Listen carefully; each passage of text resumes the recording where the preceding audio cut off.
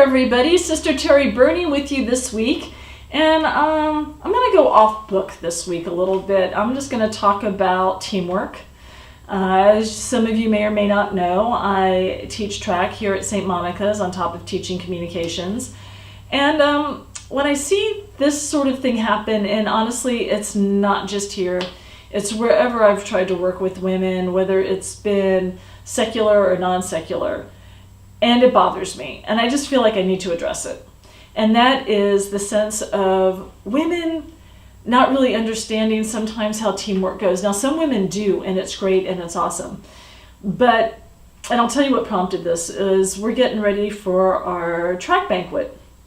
And what's great is I have a great legion of volunteers, of moms who are super involved that want to be part of this committee to bring this about.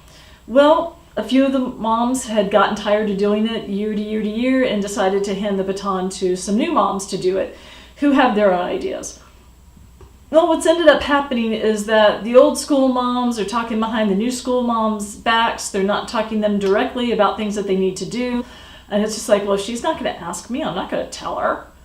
And it's that kind of stuff. But Sister Terry, could you tell them that this is what we're seeing? And I'm like, no, take me out of it. You need to talk to her directly, which is not going over well. But when I was the vice president of a marketing firm, this is what I made my staff do. And the communication pattern that I've noticed about women working, and this even happens at the house where I live, is, well, I have an issue with this person. I don't want to talk to them directly. So I'm going to bring as many people into it, and I'm going to triangulate. So I'm going to talk to this person and this person and this person. And you know what? We'll get the youngest one to talk to them, because the youngest one probably has the best relationship with everybody because they don't have a long history. So the youngest one will come to me and say, hey, this is what the issue is. And I'm like, no, I'm not going to talk to you because you're not the person that has the issue. I need to talk to the person directly, which is like, why would you do that? We've already worked out a way. It's like, well, you're way screwed up. And I think that's the major difference between how men and women handle teamwork and issues.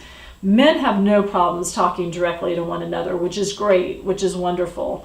And so, things get done. Now, that doesn't mean that men can't be kind of shady and underhanded, because I talked to my brother about this and said, well, what's the offshoot of that? And he goes, well, guys will work as a team and will get up to where they need to win that championship or whatever, but then the guy who wants to be the alpha male starts picking off the alpha males, and then they try to dismantle the team. But at least they get to the winning season before they start doing that. Whereas women, we just kind of meander.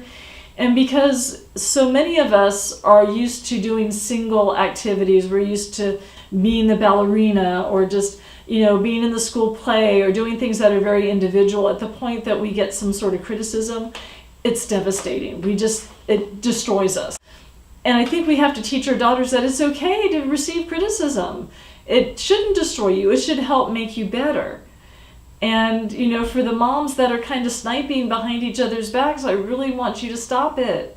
Just please stop it. And I've told you this directly, but somehow, maybe by also doing it on social media, that might help as well. And your daughters need to see that. Your daughters need to see that there's ways to deal with situations that are not how the Real Housewives would do it. Okay? These women are not role models. They throw drinks in people's face, and that's because it makes good television, but that does not make a good way to communicate with people. So that's all I'll say. Just please learn to communicate, talk to one another, don't snipe behind each other's backs, because we're all here together. And ladies, if you're going to move up the corporate ladder, you need to learn that skill. You need to work to be able to talk directly with who you need to have an issue with, and sometimes it'll work out great and you'll get it done. But don't let it fester for a week. Go to them directly, deal with it, boom, you're done. That's it. And then you'll feel better, because then you won't be taking that into the weekend.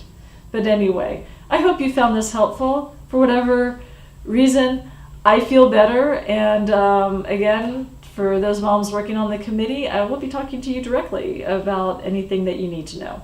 Anyway, for this week, Sister Terry Burney of St. Monica's, and I hope you have a great week, and God bless. Sister Margaret in the face. Sister Mary Cat's face, oh yes. So, how are you getting along with Sister Teresa, or Mary Blanca? How are you getting along with Sister Mary Blanca? She's a sweetie pie. And she comes up and she gives you hugs and kisses. And it's so nice that you guys are getting along. I was worried. But you're a sweetie pie. And you get along with everybody. Yes, you do.